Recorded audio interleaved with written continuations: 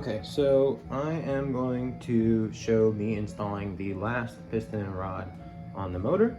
Again, this is a BP block. It's a VBT block. It's gonna have a BP05 head once the head is back from the machine shop. But yeah, this is everything I'm using. Assembly lube, oil, the ring compressor, obviously a torque wrench, the piston, and then the forged rod. And then that's the cap for it, ARP hardware, and then a rubber mallet. Flip this. Actually, how do I want the crank oriented? So, I know it's gonna look bad. Where is it? Here it is. But I'm not reusing this crank bolt, so that's why I don't mind beating it up a little bit. You should never reuse your crank bolts. Let me orient it that way, so I don't have to hit it down as far. So, as you can see, these are in already. Let me flip this up.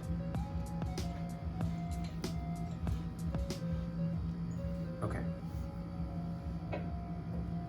So, make sure you put oil in here. I did it yesterday, but I'm gonna do more today. I'm literally just dipping my hand in and oiling that up. Pretty nice.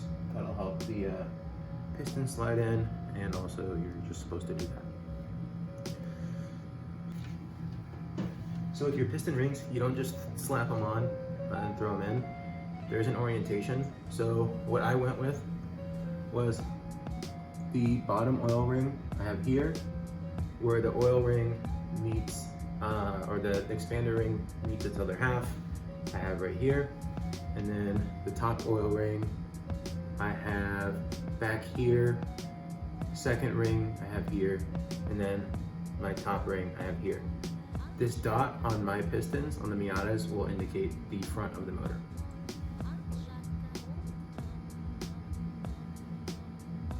So this is my ring compressing tool. This is supposed to be the good one, and so far it's been great. I actually want to slide it in first. So I will say you're supposed to cover the bottom of your rod with something just so that it doesn't like scar up your cylinder walls.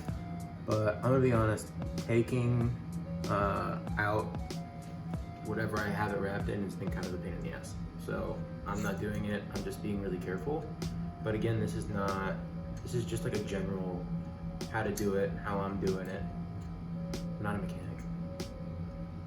Gotta make that clear, you can probably tell already. So I wanna make sure that these rings are sitting where they're supposed to before I shove them in here. Okay, that one's in nice. And that top ring I'll do last.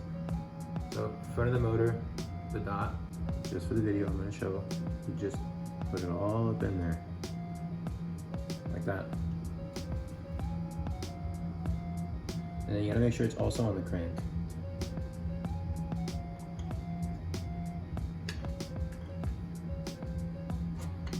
Okay, so the piston is definitely touching. Okay, I'm gonna make sure that I get this ring in carefully.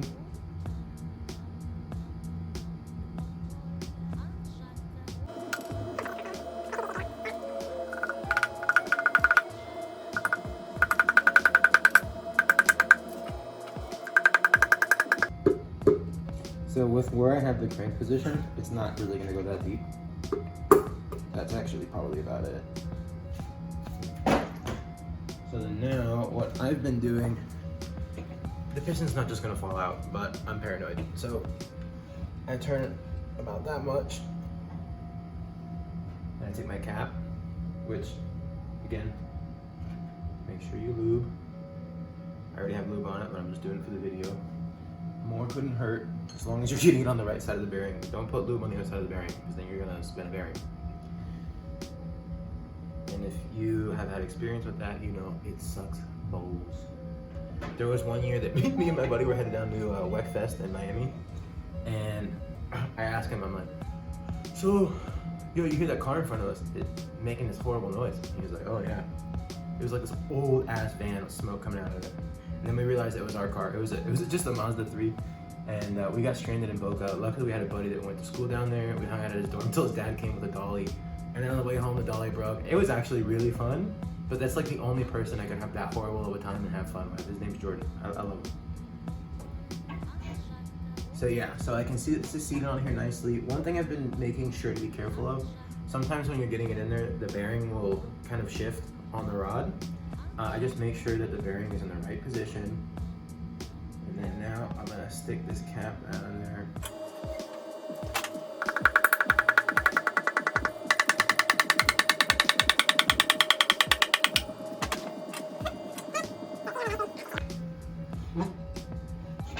Okay. So it's seated on there nicely. I'll actually show you real quick.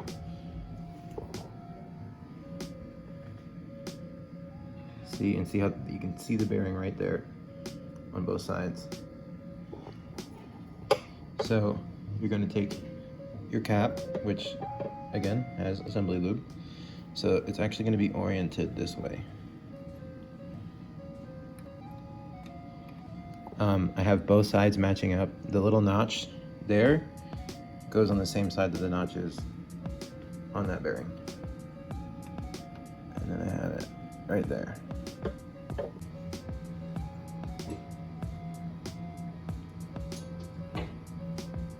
Again, the piston's not just gonna fall out, but just gonna thread that in. Start turning that in.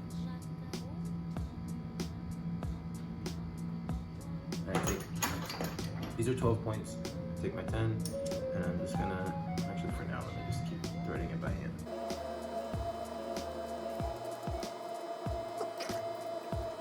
Okay, so you are going to slowly try to close this gap, but carefully. See how here it's flush, you can't even tell that there's a gap there. So you just slowly, nothing crazy. I'm waiting to feel some sort of tension. Okay, so I feel tension there, so it's starting to pull it closer. So here, I'm gonna do a little bit more. A little bit more, and a little bit more, and a little bit more. See, now there's like no tension there. I'm just trying to pull the ends together carefully and evenly.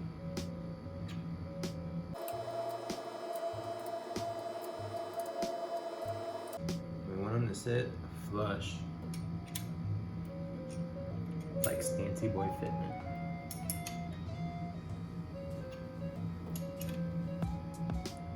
Okay, so now this is definitely looking ready to be torqued. So I'm not gonna tell you what I'm torquing at. I will say I'm starting at 20 foot-pounds. There seems to be a lot of different, I don't wanna say opinions. People are doing it different ways and it's working correct. All of them are working. Some people are doing it at 40 pounds, foot-pounds. Some people are doing it at 50. A lot of people do it at 60, 65. I'd say 40 and 65 is the most popular. But yeah, you need to do that research on your own and decide how you want to handle that. But as you know, do everything evenly. So I have my electric torque wrench here. This thing's pretty cool. It was 150 bucks on Amazon. I guess we'll find out if it's good or not. If I ever snap a bolt. If I never snap a bolt, hopefully it's not because things are too loose. Just cap it there. Go 20 foot-pounds. Okay. You're gonna step up. You wanna get there gradually. Sorry, I'm sweaty. It's Florida, it's summer, I'm in my garage. It's pretty brutal.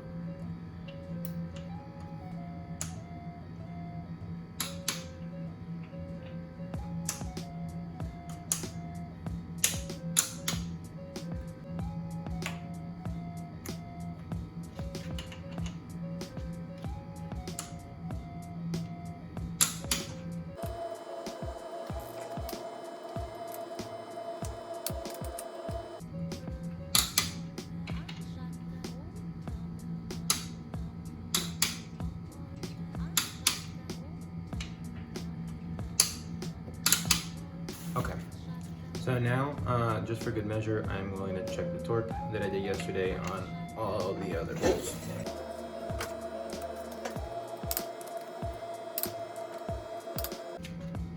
Cool. We're done with that. I'll show you guys. So here you go. Let me see if I can get this rotated on one hand.